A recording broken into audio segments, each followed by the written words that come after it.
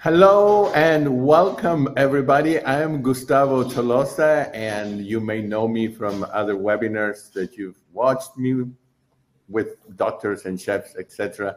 And I want to welcome all of you. Thank you for logging in today. And we have two very special guests today. One is Dr. Diego Ponyman, a physician that I've done webinars with. And he is worked and continues to work as a physician in Texas and New York.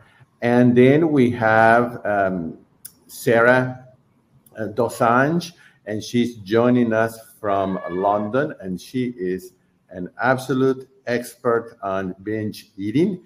And I am excited to learn about this topic because I have heard many of you talk about this issue, and we don't hear much about this.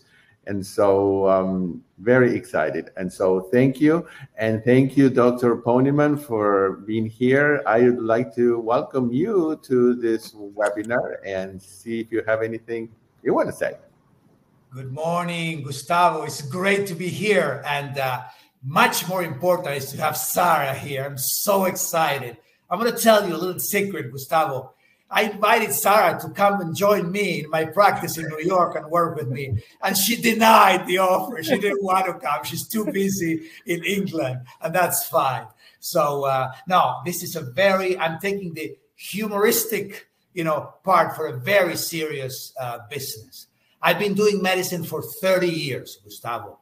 And mostly I treat, as everybody knows, chronic diseases. Hypertension, diabetes, high cholesterol, obesity.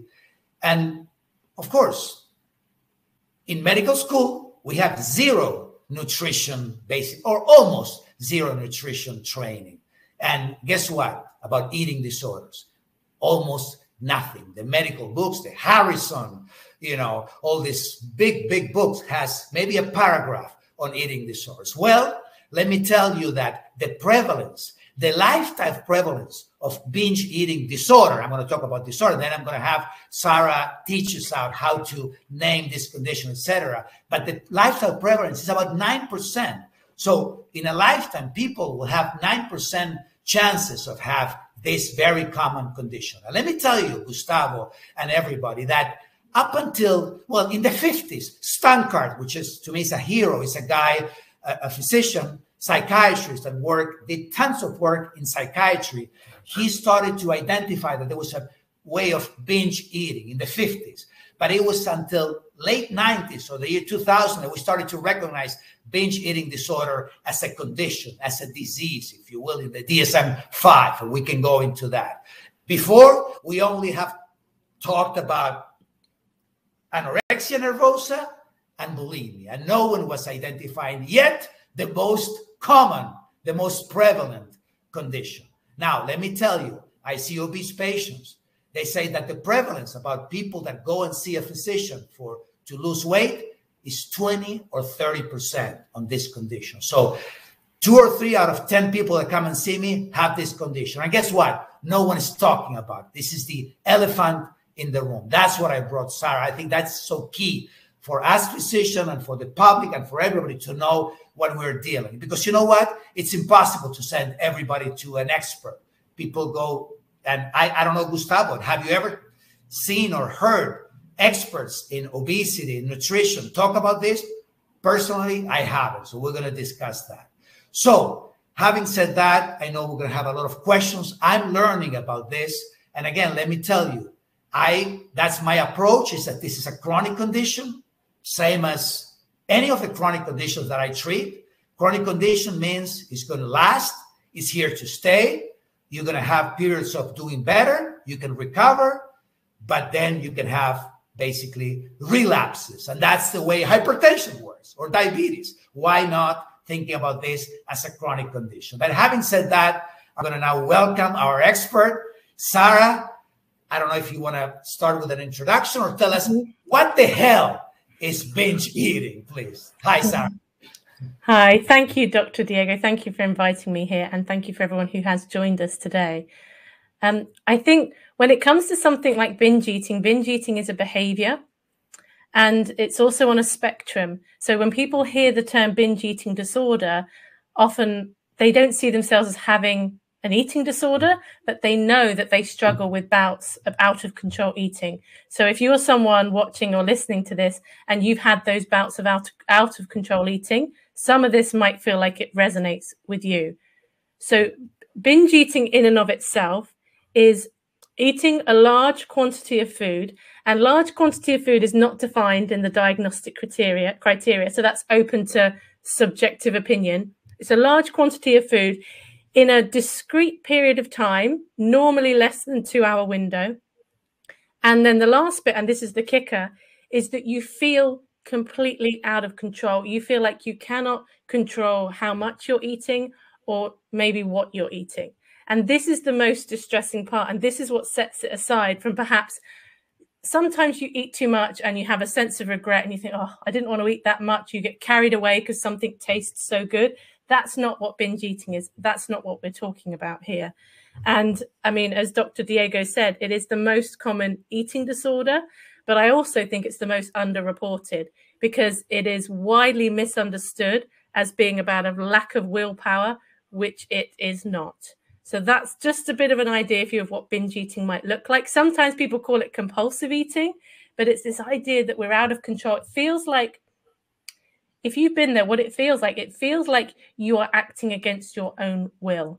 You don't want to be doing this, and yet you can't seem to stop yourself. And that means there's an enormous amount of shame around this subject. People aren't talking about it. And that means that people are not getting the help. What I hear the most, actually, from people who have perhaps seen some of the things that I talk about is they'll contact me and they'll say, I heard you talking about this binge eating, and I've only just realized it's a thing. And that, for me, is what my mission is all about. It's getting the message out here so that the people who struggle with this can see themselves in it. Because unless you can identify what's going on and understand that other people are also going through the same thing, you're not going to know what you can do about it. Well, this is great. At least now we can define what it is. Would you agree, Sarah, that people, they come to see me? For example, in the past, I remember we would recognize people coming to a weight loss program with anorexia and bulimia, and we would identify those and tell them, please go ahead and get yourself treated before. Would you agree that this is kind of the same thing? People go into a weight loss program and they have to start first taking care of this business. What do you think about that, Sarah? Yeah, this is the problem with it, because a lot of people struggling with this, they're concerned about their weight because sometimes it causes weight gain, but not always. There are a lot of people out there who struggle with something like binge eating, and they're not necessarily in larger bodies because perhaps they restrict and they compensate. They did some research at Harvard where they looked at people with binge eating disorder and talked to them about how it started. And 2/3 of people who struggled with binge eating, it all began after dieting, so after trying to lose weight. The other third, it tended to go further back to childhood, and it was more related to trauma or other emotions. But 2/3 of people say that when their binge eating started, it was triggered by dieting. And then they're going back to the doctors who are telling them you need to diet, when that might be the very thing that set it off in the first place. And that's so important. You know what surprises me, Sarah, Gustavo, over the years, I've seen people that have been dealing with weight issues. They're experts. They know what and how to eat it. The problem is that many times there is this condition and we're going to say how they feel, because I have the feeling that when they are basically having an exacerbation, if you will, they tend to disappear. They tend to lock themselves. They tend to be a no-shows in the clinic.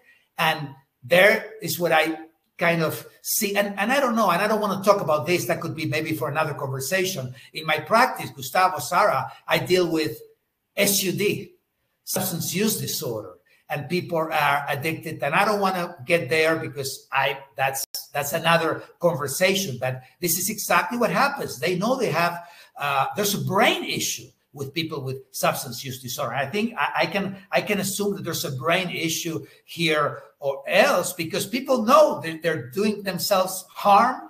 They feel like crap after they know that that's coming, not at the beginning, but when this is a ongoing thing, still, for whatever reason, they cannot stop. And I don't want to use this word. We're going to get into therapy or therapeutics, etc.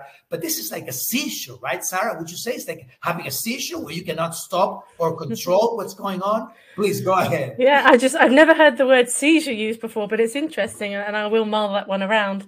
But the thing is, this is not a rational problem. So what people try to do, most people, when you want to change your eating behaviors, what is it you try and do? You try and change your eating by trying to change your eating. So there are people stuck in this cycle, and all they're doing is trying not to do it, which is keeping them even more focused on what the binge is itself. But in that moment, and this is where it gets a little bit more complex from like substance abuse. The amount of times people say to me, I wish my problem was drugs or alcohol, because those are things that you can live without.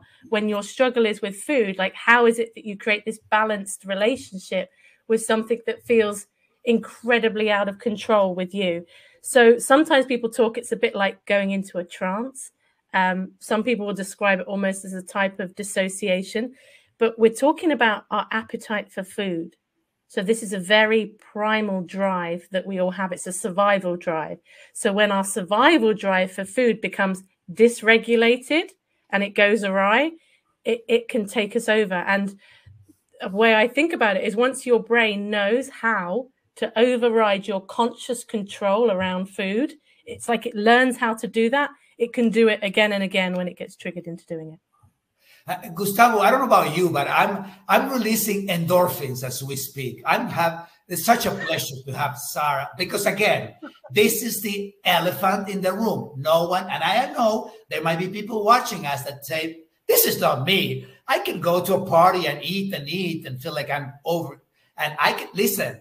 I can go. The other day I had a trip and I was on the Delta Lounge. I had the luxury of going to the Delta Lounge, and you could see, I like to observe people. I've seen a couple of people having, so concentrated and so eating so fast and so much. I don't know. I was not going to diagnose, but this is something that we can see around us. Gustavo, I wanted to, do you have any questions? You want any comments? No, I would like Sarah to give us the overview of exactly what do you call binge eating? Is it a disorder, a disease, a condition? And does it matter what foods it is? Can someone binge on junk food, but can someone also binge on kale or just plain rice? I mean, and then what are some of the basics that I know that, Sarah, you cannot tell us everything in this short webinar, but what will a person do if they know that they are binge eating? Where can they go? What can they do? What can they read? Okay, that's a lot of questions. First of all, I have to smile because you physicians, you love a label, don't you? You want to put a diagnosis on everything. Let's put it over here or put it over there. And I get it, because so on one hand, diagnosis is important when it comes to being able to access treatment or to get help. But then there are so many times when people feel like they don't quite fit the diagnosis, because there's an extra bit to binge eating disorder where somebody has to be engaging in the behaviors at least once a week. So what sometimes happens is people go in for treatment and they're binging regularly, and then their binging reduces, let's say, to 3 times a month. And the doctors go, okay, you don't have binge eating disorder anymore. And they're pushed out into the world, and then it comes back. So this thing, it can fluctuate a lot.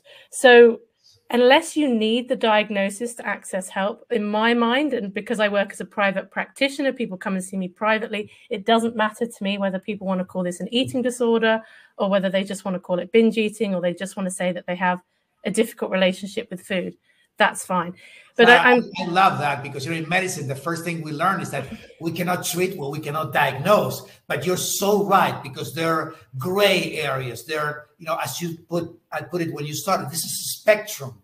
And there, of course, not everybody will behave the same or will have the same issue. But please go ahead. I like it. Yeah. But what it means sometimes when people are struggling and they think they don't fit the criteria for the eating disorder is then they go to, well, this is not a real problem. This is not a valid problem. And then they feel even more ashamed because they just think that there's something wrong with them, because they don't see it as a legitimate problem. They think, oh, I just must be greedy, or I just don't have any willpower, and all these judgmental things that can go on in people's minds.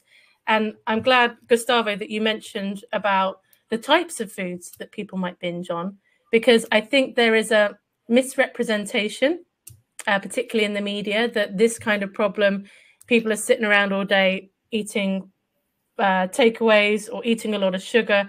And whilst there does seem to be a preference for foods that are higher in sugar, certainly higher in caloric density, people can binge on anything, particularly health conscious people. So sometimes binge eating goes hand in hand with sort of orthorexia, with this obsession with healthy eating. And so people become, I'm either being really good with my food or I'm being really bad. So they swing between this there's this whole term clean eating now, this idea of clean eating, but then they have these bouts where they feel very out of control till they get themselves back again.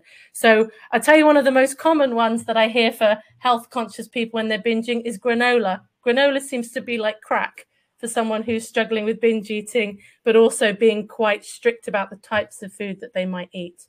But it does tend to be a preference for carbohydrates, at least. And there is something about how carbohydrates can affect our mood, which is a part of this. And we haven't quite touched on this yet, but I'm sure we will come around to the idea of the emotions that are involved in this. Another common misconception about this problem is that it's about a lack of willpower, that these people somehow they don't have discipline, they don't want to eat this way, all these kinds of, and a lot of the times people believe that about themselves. So it's not just other people believing it, they believe that they lack willpower. And one thing that there's a writer, Kelly McGonigal, says, which always stuck in my mind. She says, you don't need willpower unless there's a conflict of will. And what I see with people who struggle with this is actually they have very high levels of willpower. The problem is that they're... And you would say that if we realize, and let's forget about the diagnosis, they have an issue with this uncontrolled eating, compulsion to eat, etc. They should have that taken care first. That's my first question. The second question that I have is that I've seen all the time people do very well, excellent, and people have related to that until noon, sometimes, early afternoon. They're doing everything by the book. They tend to think black or white. And when they slip, when they realize, and by the way, Gustavo, I've never seen anybody binging on carrots or kale. Not me, I haven't. But maybe there are some. I usually see people binging on high caloric, on junk food. Let me put it that way. But in other words, so basically, why is that? Why people tend to think black or white? Why when they sleep, they tend to disappear from the office, Sarah, and I see them 6 months later, 30 pounds later. Why that? Why we cannot stop and maybe try to give some space, understand that this is a chronic condition with relapses? Would it be that? That's my question to you. Mm-hmm. Well, one thing that I've seen so far in every person I've ever spoken to who struggles with this problem, and that is that they are black and white, all or nothing thinkers. So in terms of, obviously I'm a therapist, so I'm going to be biased. But when we're talking about health or pursuing health, health is more than just our physical health, right? It's our psychological, it's our emotional, it's our social health. Heck, it's even our spiritual health, if that's your bag. So when the focus becomes on the food and just on the food to the detriment of the psychological and emotional health, that's when people seem to get in a conflict with one another. So perfectionism levels are really high, people who struggle with binge eating. And one of the reasons why dieting is so problematic, and so many people that struggle with this are also trying to diet at the same time. I think there's this sort of thought perhaps out there that, people are just sitting around binging and giving up on life. Most of them are struggling with this. So what happens if, let's say you're going to start a diet on Monday, you tell yourself on Monday, or you're going to call it a lifestyle change, because this is the kind of language we use nowadays rather than diet. So you say, okay, on Monday, I'm going to give up sugar, or I'm going to follow this eating protocol. And it's Friday. What tends to happen on Saturday and Sunday? Anyone? Right? what tends to happen is that you end up eating all those foods whilst you possibly can, because you're anticipating this deprivation on Monday. You're no longer going to be allowed the foods. So now's the chance, if you eat enough of it, you'll have had your fill. Maybe you even want to make yourself feel ill, because if you feel ill on these foods, you think maybe that will stop me wanting them so much. And then what happens to the person? They wake up on Monday and they've had their taste buds stimulated all weekend long. They're on a massive sugar crash. So now that breakfast that they told themselves that they were going to have, their whole foods breakfast, it tastes like cardboard. And so they're struggling to find that sense of satisfaction around food. And we need to feel satisfied around food, because that's what helps to moderate our appetite. So I think a lot of people that struggle with binge eating are struggling with these satiation signals in their brains not being triggered off. So by lunchtime, 3 o'clock in the afternoon, now you're at the point where you're thinking, oh, I'm tired, I'm having my afternoon slump. Maybe this wasn't such a great thing to give up sugar all in one go. Maybe I should just cut down. Maybe I should start later. So then the minute you break the rule that you set for yourself, now you're back to that uncontrollable eating. And they call this the Last Supper eating. And I meet many people in this cycle who every single night they're putting their head on their pillow and saying, right, tomorrow I'm going to eat like this. They make promises to themselves about how they're going to eat the following day. And then the minute they break that promise the next day, because sometimes, or a lot of the times with the all or nothing thinking, it's not sustainable, the changes they're saying that they want to make. So then the minute they break it, now you're going to start tomorrow. So now you've got to get all the food in again. So there's quite a big, I would say, category of people that struggle with binge eating, who are in what we might think of as sort of the diet binge cycle. They're constantly trying to restrict. The minute that breaks, they binge, and they're back and forth, and they can go through that cycle every day. I also think there's something perhaps psychological when you go to sleep at night and you're telling yourself, I'm only going to eat soup, anticipating restriction, then our bodies might be reacting and rebelling against that. And that, I think, is another driver for a lot of people who struggle or find themselves struggling with binge eating. Sarah, it's amazing how you describe it and how you put it in words. To me, I cannot stop thinking about, my patient with heroin addiction. And I'm sorry, and we haven't gone there, but this is what they say. I'm gonna, do my last, basically, I'm gonna do it my last time, and that might be their last time, because we're having 100,000 deaths. In the US, at least, due to overdose, due to the, contamination of the fentanyl. I can think that, of course, everything at a different scale, but you can do very harm. Even if you say, I'm going to binge the weekend, you can have, you can have electrolyte problems. You can have, having a binge. I don't know if you are adding, and I would like to know, maybe we have to bring Sarah back, Gustavo, because I want to know about alcohol. Is there a correlation between food and alcohol? Because alcohol is sugar for the brain. It works as sugar as well. So I cannot stop thinking about my patients dealing with cocaine, crack, or heroin addiction, which they think the same way. It's going to be my last one. I start on Monday, and that might be really the last one. I don't know if, Gustavo, we have... First of all, I was naming things off the top of my head. I probably don't know anybody that binges on kale, but I do know people that eat plain potatoes without any added oil or any other thing, just plain potato, and they tell me that they cannot stop eating them.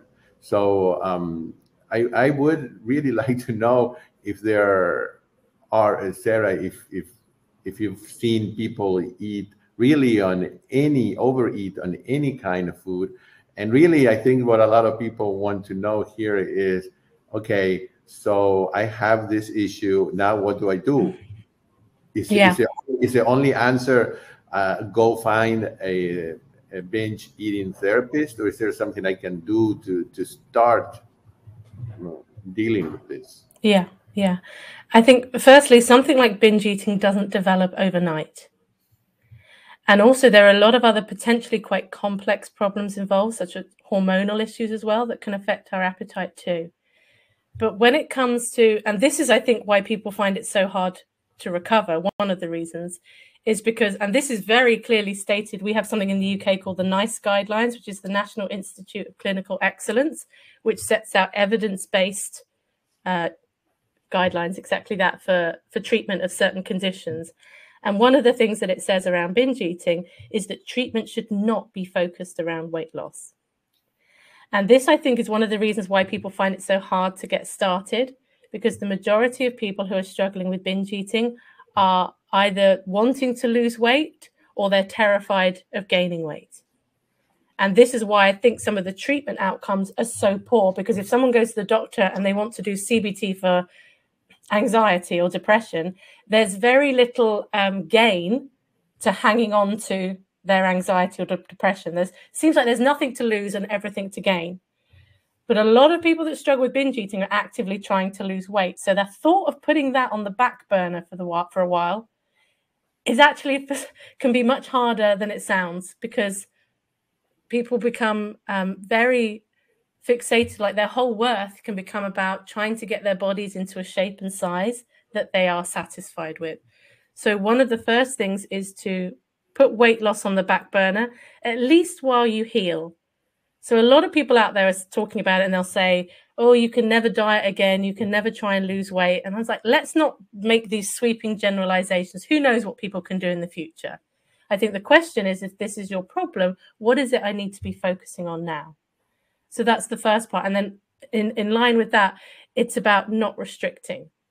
So we live in a culture that's saturated in these diet messages. We're all supposed to be trying to lose weight. We're all supposed to be prioritizing our physical health, all of these things that become these moral issues, and food become labeled as good or bad.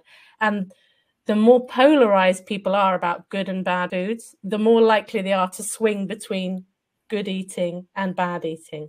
They split and they separate the two. So the letting go of weight loss goes along with this whole, I'm not trying to eat in a deficit. So it's about making sure that you eat regularly and you eat enough, because sometimes binges are physically triggered and other times it's emotional. We have to take care of the physical before we can figure out what's left, what's emotional. And anyone who wants to look into how, because let me put it this way, the work is to develop a better relationship with food, because there's so much emotional energy when you've been struggling with something like food. Food, people will talk about it as their best friend. They'll talk about it as their enemy. They love it. They hate it. There's all this very emotive language around food and around their eating. So it's like, what is the emotional payoff? Because one thing that binge eating does is it allows you to just switch off for a bit. So this is where it might link into Dr. Diego, some of your work. There is something about it gives you an opportunity for escape. You can escape yourself. And if you're someone who lives with a very critical voice in your mind, and you're always feeling that there are things you're not doing well enough and there are things that you should be doing, it's really, really appealing to eat a load of food, sit and watch TV, and be able to just silence that voice in their mind. So it can become a way of coping with whatever's going on, like emotionally and mentally. I don't know if either of you have heard about intuitive eating. This is it's a book, and they lay out these 10 steps. I highly recommend that people look into this if you think this might apply to you. And it's 10 principles for developing a healthier relationship with food, because we need to cool those emotional jets down. Because as long as the binge eating or overeating keeps getting catastrophized, you have these big emotions, you feel guilty, you feel ashamed, and it's really hard to take any kind of positive action for ourselves from those places. So I think a big part is connecting with other people as well. So social media, believe it or not, can actually be a really good place to connect with other people who are struggling with something similar. There's a lot of voices out there talking about this problem. There are Facebook groups and communities as well. I think when you have the opportunity to talk about a problem with other people who get it, there's this, you see it, people's shoulders almost drop, and there's this relief, like, oh, I'm somewhere where people understand me and where they get me, and now I don't feel as ashamed about it. And we have to reduce the shame in order for people to feel like they can make behavioral changes, because they're already beating themselves up enough. So if I can try and put it a little bit more concisely, it's basically don't restrict. Look into what the emotional payoff might be. Have a look at the intuitive eating principles. Some of them are things like, you eat when you're hungry, you honor your fullness, you move your body in a joyful way. Our relationship with our bodies is a big part of this as well. So for many, there's body image work to do. I would suggest people went out there and they start researching, because this is such a big subject. It's such a wide spectrum, and different people, depending on what their individual situation is, excuse me, will have to focus on other areas more. I've worked with people who've stopped restricting and their binge eating has vanished. And I'm always a bit surprised when that happens. But it probably happens in about 20% of people. If they can let go of dieting, their eating balances out. For a large portion of people, they let go of the restriction and their binge eating reduces. But they're still finding they're overeating a bit. Things aren't so easy. So then there's emotional work to do. So I appreciate emotional work sounds really vague. In order to binge, we have to switch off. That's what happens. We switch off from what's going on in here. We switch off from our body signals. And it's very, very rare I meet somebody who doesn't binge whilst watching TV or looking at their phone or doing something else. So bringing in some mindful eating, rather than telling yourself what and how much you should be eating, we want to develop the capacity to be more internally regulated. That's what the intuitive eating is about. That's what bringing presence to your eating is about. So it's a long journey for a lot of people. But if people want to, we want quick fixes, right? We want quick fixes. That's what we want, ideally. We want to do a 4 or 5 week course, teach us what we need to know and go away and do it. But it's coming back to a lot of these principles. And it's all the stuff that I share. I've got a YouTube channel. It's called The Binge Eating Therapist. Anyone struggling with this, if they went there, they can see I've done videos on all different subjects, and being able to find what that particular subject is that's going to relate to them will help them figure out where to start. Appreciate that wasn't a very concise answer. I've just got so much to say about it. Right. If something, Gustavo, I'm sorry. But, no, I'm saying you won't be able to cover everything here, but I'm saying they can always, there's her name, they can, put in YouTube her. And also I want to mention that in my waiting room, I have 2 copies of this book, Gustavo, which people appreciate. I have in my waiting room. I mean, actually, one is gone. So basically, but that's fine. That's okay. Yeah. Somebody might be using it. So and again, Gustavo, you asked about treatment, and I think Sarah is outlaying. I mean, first of all, stop dieting.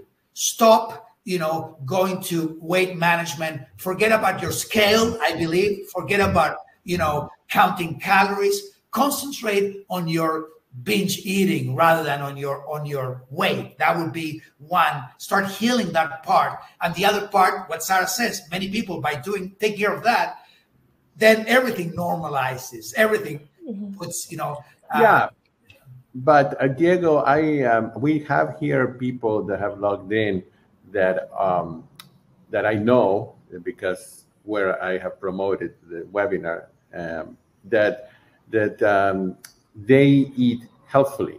They don't use sugar, they don't use salt, they don't use oil, they don't eat junk, what we call junk food.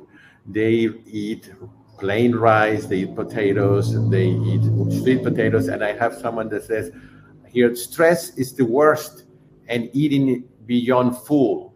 How do I stop this vicious cycle? And then she also says that he binges on vegan whole foods. And so how is that? So Gustavo, and let me add something to the question, Sarah, please, if I may, because I have people saying it's exactly that. They said, I understand this. Well, you mentioned intuitive eating, which I need to do a little bit of research on that. But they said, Sarah, it's broken. My, system that says when I'm full or not, it's broken. I cannot basically recognize when I'm full. And the other thing, Sarah, that I want to comment on, you can be vegan, you can be plant-based, but there's always, high caloric. You can binge on junk food, and then you put the word afterwards, vegan, et cetera, et cetera. So please go ahead, Sarah. Yeah. Just before I answer that question, I do want to reassure people that I don't think this takes years in therapy at all. And if you went to see a therapist who didn't know about binge eating, chances are you go round and round in circles and never actually get to the crux of the matter. I don't think it's about fixing all your emotional baggage or whatever that might be. A lot of people recover without needing professional help because there's so many really good resources out there that are free. So I just want to reassure people there. But Linda's question about stress, what we see, and we know this, we see it all the time, if somebody goes through a very stressful period in their life, one of the first things that's disrupted by that during that time, regardless of what their relationship with food is like, is that their appetite becomes disrupted. We see it. Some people struggle to eat and we might see them drop weight, and other people, when they're stressed, that they eat more. And they're both ways of dealing with it. But the food is a symptom. Whatever it is, the stress, that's where the work is. So I think sometimes food becomes this extra problem. Well, let me focus on fixing my food, but the food can be a way of dealing with a completely different problem in your life. And for as long as you're trying to fix the food problem, you don't have to look at the other problem that's going on in your life. It can almost become a scapegoat for all your problems. So other ways of looking at stress management, there's lots of advice out there about how to do that, to start implement and some more stress management skills alongside the binge eating, because people think I have to stop binge eating and then implement the stress management skills, and it might mean that you have both side by side, but also looking at how you can reduce your overall stress. And majority of stress comes from our beliefs, what we're telling ourselves about the situation as well. That's why some of the psychological, having a look at what those beliefs are, putting them out, and Byron Katie, I don't know how many people have heard of her here, but if you look her up, she's got these excellent worksheets where you can just question your thoughts and start challenging some of these beliefs and opening up new possibilities. But most of the time, the stressful thought is, I can't cope with this. Whatever it is that's going on, we feel overwhelmed. We have a belief that we can't cope with the situation or if this particular outcome happens. And that belief often causes us more stress than the situation itself.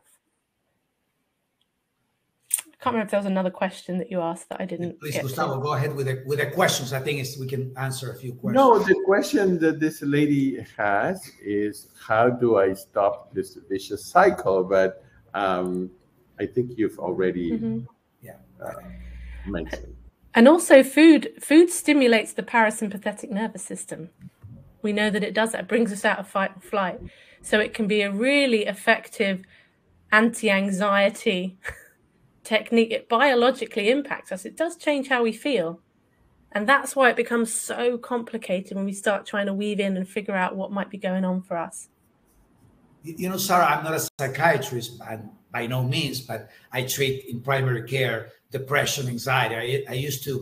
People are very, bothered by the idea. I'm not crazy, the stigma, right? Mm-hmm. So I tell them this is a chemical. It is a chemical imbalance, and then people are, okay with that. Would you say that there's something chemical, there's something in the brain, the brain soup that happens, that there's something that is out of our control, that has to be, dysregulated and happens, and it's above and beyond. Same thing with addiction, same thing. And even people, are doing tons of work, mostly with addiction. And I want to hear, how do you think this relates to an addiction? And people with addiction, we see scans, brain image scans, and the amygdala and basically, and there's something changes in the prefrontal cortex and all this impulsivity, etc. Would you believe there's something, there?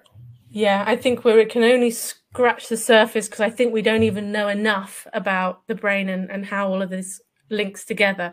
But if you think about it, when you eat and you've got all these messages coming up, through, I think it's the vagus nerve, comes up to the brain, and the brain is assessing what's going on in the body all the time.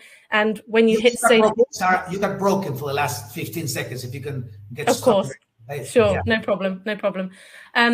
So if you think about it, when we eat, signals from our gut have to come up to our brain, and the brain is registering what's gone into the body, how much, what's the nutritional value, what's the energy value, and all that information is coming up through the body. But when there's a lot of emotions going on, and when there's a lot of thought noise up here going on as well, we can't hear those signals. So I think unless we can get ourselves into that calmer place when we eat, so that we can really listen, I think a lot of us have become quite disconnected from our bodies. We're quite disconnected when we eat. How many people here have ever recently just sat down on their own and eaten their meal? Normally we're with other people, or when we're not, quite often we get our phones out, we put the TV on, or we do it while we're working. And we're missing this connection that we have with our food, which I think is more important than ever to get those satiation signals in. But people will be confused because they'll say, I know I'm full and I keep eating. Well, one, if you are restricting, let's say someone goes on a diet and they've been restricting for a few months, and then the diet's been broken now, and now they're eating a lot and they can't stop eating. They'll say, I don't understand why I'm still eating when I feel full. I'm not hungry. But the brain monitors the long-term energy input and output. It's like your brain is still hungry. It's almost hungrier than your body can take. And this can happen if you haven't eaten all day for some people. Some people are fine with it. Depends person to person. But if you haven't eaten much during the day, in the evening, you may struggle to feel satisfied because your brain is hungrier than your stomach is able to take the energy in, which is why for a lot of people, this eating regularly is important. And just one other thing about the body and hormones is we know that estrogen impacts appetite. So estrogen is an appetite suppressant. So if we look at females that have a menstrual cycle and these fluctuating estrogen levels, our appetites are going up and down more than males are. And so when we're trying to follow a diet, or we have an idea, we've been given these numbers about how much we're supposed to eat every day, we're trying to use this information outside of us to tell us what our bodies need. And we're getting in a conflict with what our body's actually telling us that it needs. And now we don't trust ourselves. When people struggle with this, they think exactly that. They think, I'm broken, my signals don't work, I can't be trusted, other people can do this, and I can't. And this is interesting. And by the way, this is a much more prevalent condition among women. We also see men, but it's much more maybe because of that hormonal relationship. The other thing is, so basically, don't diet, don't skip meals, have a healthier relationship with food, get a therapist or a group or something. What is CBT, Sarah, cognitive behavioral therapy? How can that, and do you think that's a good approach? So CBT has a stands for cognitive behavioral therapy, right? Yeah, it has a 50% success rate, but I think something like 40% drop out. So, you know, kind of doing the maths on how many people are offered it. The problem I find with CBT is that it takes a very rational approach. And as I said before, this is not a rational problem. So I had my own experience with CBT. So I'm quite open about this, you know, in my book and on my social media, that I've struggled with binge eating. That's why it's become such a passion and an interest for me. And my experience of CBT was that I actually found it extremely shaming. I did every single thing. I was the most compliant patient. I did everything that I was told. And within 7 weeks, I was still binging as much. And I remember when I was leaving that session, my therapist said to me as I walked out the door, she said, Sarah, I want you to really try this week. And I felt so ashamed because I thought I was trying, but then I believed her. And so for years, I had this whole narrative that the reason why I couldn't stop doing this was because I clearly wasn't trying hard enough. And when I look back now, I think, gosh, I was fighting every day with this. But I really, really believed that. So, and also as a private practitioner, I tend to get the people who've already tried CBT and it didn't work for them. So I have to own my personal bias and also my bias in terms of what I see. I think a compassion-based approach is more important because it's really hard. In CBT, they're asking you to watch your thoughts, to watch your behaviors. And people who struggle with this, they're incredibly self-critical and judgmental about themselves for having this problem. They feel pretty ashamed of it. So it can feel almost impossible to watch yourself and to pay attention to what's going on in your mind when you're so ashamed of it. So we have to incorporate the compassion part. And it's also why I think the connection part is really crucial too. Connecting with other people who struggle with this, at least listening to other people talking about it. So you can go, oh, okay, I'm not alone. You know, someone said they've had a light bulb moment. Brilliant. Like that's the kind of thing that I want by having these conversations, because it's those little shifts that is the beginning of the work. When people go, oh, now I see what's going on. So CBT, I think, has a place. There's some good psychoeducation in CBT, but yeah, I think we're still struggling to find an effective treatment. Again, to be honest. going back when we started the conversation, said if you go to the medical book, Gustavo, and then you go and search for the condition, if you will, and it's half a page in all these books that are this big, and then you see CBT, psychotherapy, and there's a few medication. One is off-label in the United States, Topomax, which is topiramate, which is basically an anti-seizure medication, and the other one is Vyvanse, which is basically a medication that works as a stimulant. And again, I've seen those medications don't work if you don't do alone, if you don't do all the other stuff. But there's some medication. I want people to talk to their physicians, talk to the their provider, because there are medications approved in the United States, at least, to treat this condition. But again, spectrum and not for everybody. Gustavo, there's any other questions? We have, I think, please be our timekeeper, Gustavo. I could spend the whole day with Sarah talking about this. Well, yeah. No, I think that this is a topic that definitely needs some more, more time. I not knowing anything. So this is the first time that I am with somebody that like Sarah that knows. The only thing that I don't have clear in my head is if I have this issue. So basically, it is something emotional that I need to deal with, and one of the first things I could try is when I eat is be present there and not be with the phone or the TV, or even letting my head think about problems or stress. But I don't know if that's sure. So on that side of things, there can be many contributory reasons for binge eating. So we've mentioned the restriction. We've mentioned it can be a way of coping and managing emotions. It can also be a trauma response. Sometimes people develop these eating problems after not necessarily like one traumatic event, although that sometimes happens, but it can be neglect or not having emotional needs met. There are people I've worked with who struggle with this, whose parents were always at work. They were the latchkey kids, so food became this source of comfort and a companion at some point. So they developed the relationship like that. Habit is another part of it. And we use the word habit quite flippantly, but actually habits are extraordinarily powerful. For some people, it's almost like the same time every day, or the minute their partner goes out of the house, now they want to binge. So that's like a habitual response to a circumstance, as opposed to necessarily an emotion that's been triggered in the moment as well. And ultimately, like, the work is how to figure out how to deal with binge urges. So I think it's really important to talk about the urge that happens before a binge. It is an extraordinary experience that if I hadn't had the experience myself, it doesn't make any sense. In that moment, you have the idea that you need to binge or you need to eat, and you're not hungry. And in that moment, nothing else matters. It's like this narrowing of a focus. Everything narrows down.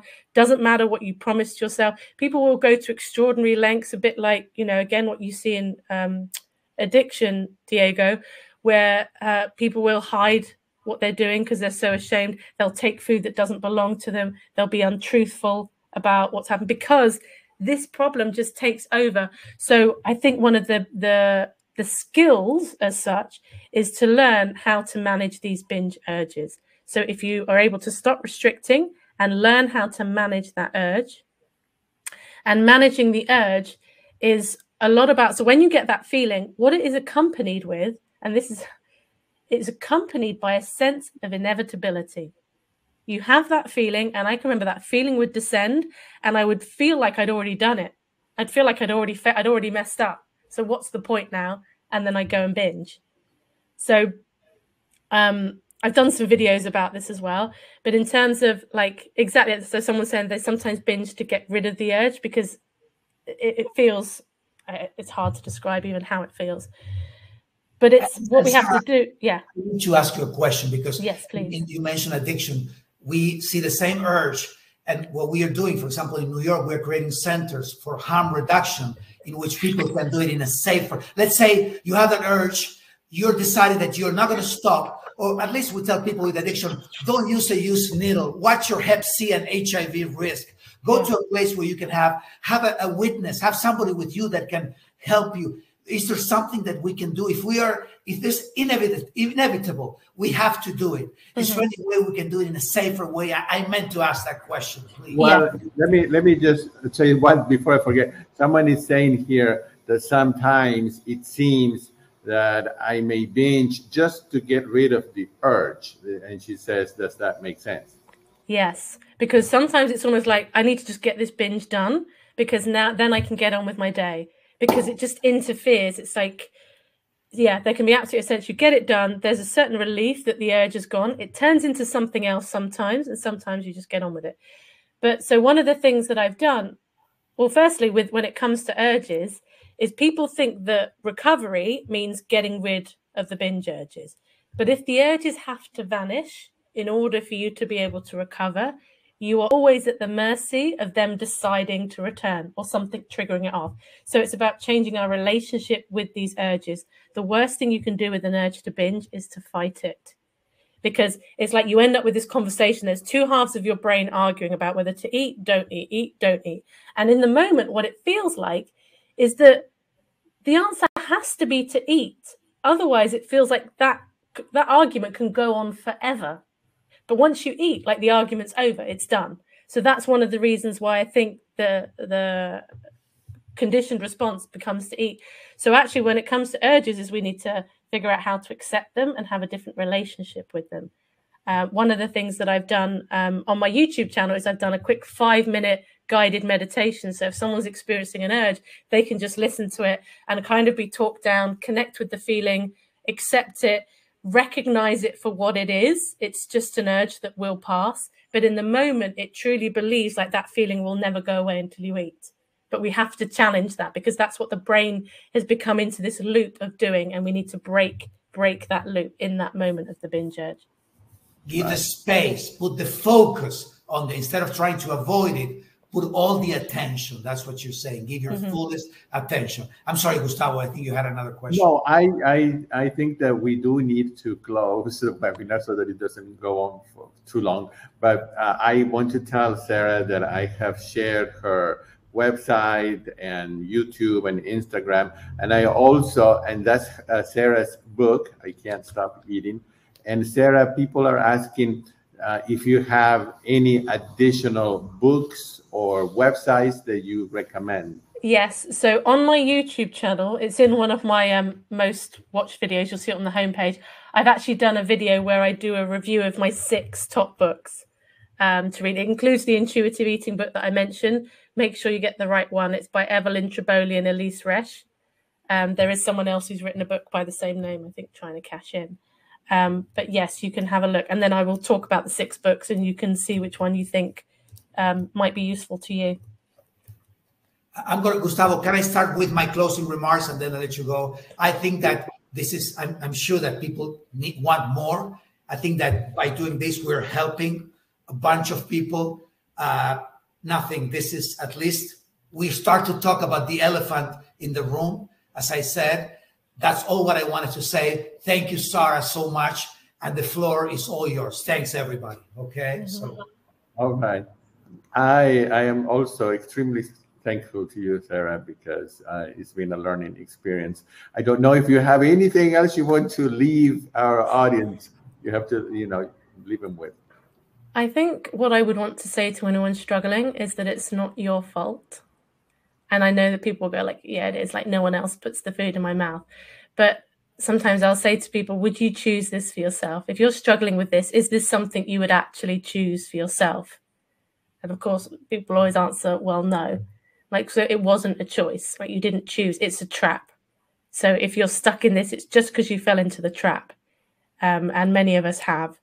It's not because you are somehow less disciplined. I mean, gosh, some of the people who I work with are extremely disciplined people and very, very successful and very together in other areas of their life. But it's just like this thing that is their Achilles heel.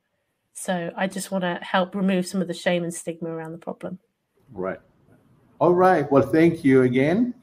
And hope maybe someday we can do a follow-up webinar if you are willing to do it. Sure. I'd like that. Okay. Thank you. Thank you, Dr. Poniman, for Thank planning you. this. Okay. Goodbye, everyone. Thanks for Bye. coming. Bye.